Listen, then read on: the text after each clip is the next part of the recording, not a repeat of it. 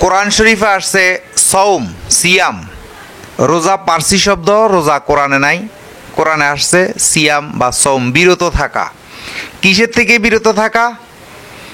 ভাত খাওয়া থেকে, মধু খাওয়া থেকে, খেজুর খাওয়া থেকে, পানি খাওয়া থেকে বিরত থাকা না, না। মূলত বিরত থাকা হলো সুদ, ঘুষ, সিটারি, বাটপারি, লুচ্চামি, বদমাশি, ফরের হক না খাওয়া। কোরআন এবং হাদিসে যেগুলা হারাম করছে ওইগুলা থেকে বিরত থাকা হইল সিয়াম। এইগুলা থেকে বিরত থাকা হইল সিয়াম। এই নাক দিয়ে খারাপ মদের গন্ধ না নেওয়া, খারাপ কিছুর ঘ্রাণ না নেওয়া, এটা হইল বিরত থাকা। চোখ দিয়ে খারাপ কিছু না দেখা, এইটা হইল রোজা। কান দিয়ে খারাপ কথা না শোনা, এটা হইল রোজা। কান দিয়ে গীবত না শোনা, মুখ দিয়ে গীবত না করা, এটা হইল রোজা। মুখ দিয়ে কারো বিরুদ্ধে না বলা, এটা হইল রোজা। সুদ না খাওয়া, ঘুষ না খাওয়া, এটা হইল রোজা। তাহলে আমরা কোন রোজা রাখতেছি যে গালি গালাজ, মারামারি, হানাহানি, কোবাকুবি, হিংসা, নিন্দা রোজা রেখে রহিম শাহ বাবার মাজারে আশ্চর্য হইলাম, হা কারবালা দেখি নাই আমরা, কিন্তু রহিম শাহ বাবার মাজারে আগুন জ্বালিয়ে দিয়ে ওরা মাগরিবের নামাজ পড়তেছে। তাইলে ওই যে সীমার, ওই যে ইয়াজিদ হুসাইনের মাথা প্লেটের মধ্যে রেখে যাইয়া কি করছে? আসরের নামাজ পড়ছে। সেই প্রমাণ দিনাজপুর গোড়াঘাট রহিম শাহ বাবার মাজারে দেখলাম আমরা, যে আগুন জ্বালিয়ে দিয়ে ওরা নামাজ পড়ে। আর আপনাদের কাছে প্রিয় দেশবাসী, আপনাদের বিবেকের কাছে একটা বিচার রেখে গেলাম, এই যারা এই অলি আল্লাহর বিরুদ্ধে করতেছে, দেখিয়েন তাদের চরিত্র। তারা আসলে কি ইমানদার মুমিন? মুমিন কখনো কাউকে গালি দেয় না, ইমানদার কখনো কারো ক্ষতি করে না। তাইলে তারা কারা? তারাই হইল ইয়াজিদের বংশ। ইয়াজিদে নামাজও পড়ছে, রোজাও রাখছে, মানুষের ক্ষতি করছে, দর্শন করছে, লুট করছে, মানুষকে হত্যা করছে, হাসান হুসাইনকে হত্যা করছে।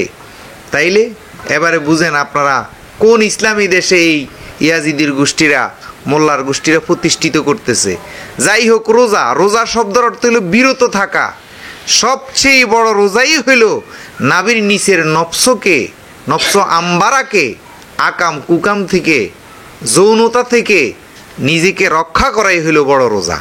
তাইলে ভাত খাওয়া হারাম না, পানি খাওয়া হারাম না, যেই কাজ হারাম সেই কাজ থেকে বিরত থাকার নাম হইল রোজা, সিয়াম।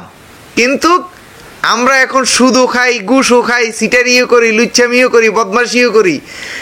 সবচেয়ে আশ্চর্যের বিষয় হইল সুদের টাকা দিয়ে, ঘুষের টাকা দিয়ে শরবত কিনে এনে, পানি কিনে এনে সারাদিন উপবাস আছি, রোজা আছি, জিরবা বের হয়ে যাচ্ছে পানির তৃষ্ণায়, কিন্তু আজান দেওয়ার সাথে সাথে আমরা ওই সুদের টাকা, ঘুষের টাকার শরবত দিয়া ইফতার করতেছি।